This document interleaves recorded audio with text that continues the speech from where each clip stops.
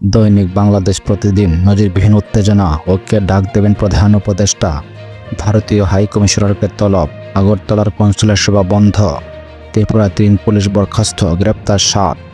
TIB জরিপ প্রকাশ, সেবা খাতে ঘুষ 1.5 লাখ কোটি। চ্যালেঞ্জ নিতে প্রস্তুত থাকুন নবীন কর্মকর্তাদের সেনাপ্রধান। সমকাল, সম্পর্ক স্বাভাবিক করা বার্তা ঢাকা দিল্লির। দুদেশের সম্পর্কের অবনতিতে ক্ষতি ভারতেরই।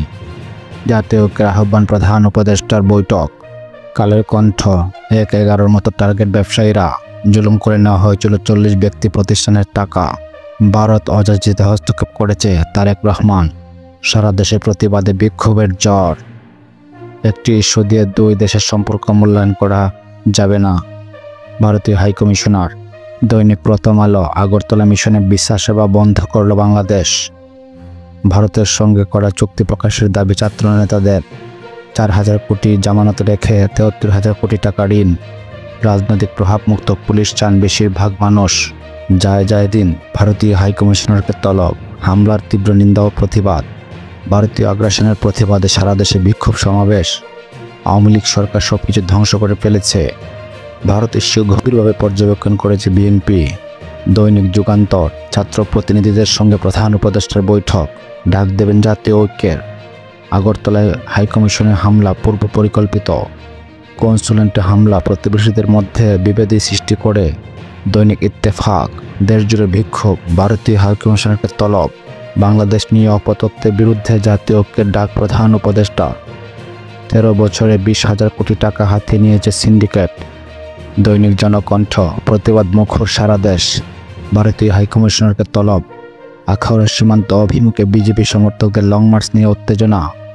জাতীয় ঐক্যের ডাক দেবেন প্রধান উপদেষ্টা ডক্টর ইউনূস। আমাদের সময়ে ভারতের হাইকমিশনারকে তলব, করা প্রতিবাদ। বাংলাদেশকে অস্থিতিশীল করতে পরিকল্পিত অপপ্রচার। প্রতিবাদে উত্তাল সারা দেশ। দৈনিক নয়া দিগন্ত, আগরতলায় বাংলাদেশ মিশনে ভিসা সহ কনসুলার সেবা বন্ধ।